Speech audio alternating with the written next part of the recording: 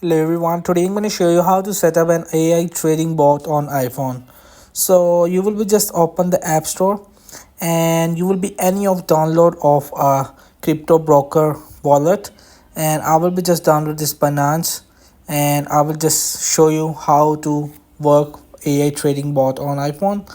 So simply you will just have to create your account or logged in, and we will move in this more, and for type you will just type it like trading bot.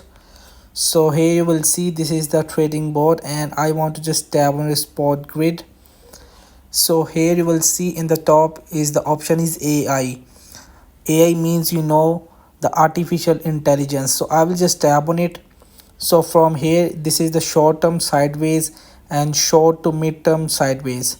So if you want to just copy it, and you will be just enter the amount which you will have to invest in it, and after just selected the details and simply just tap on it create.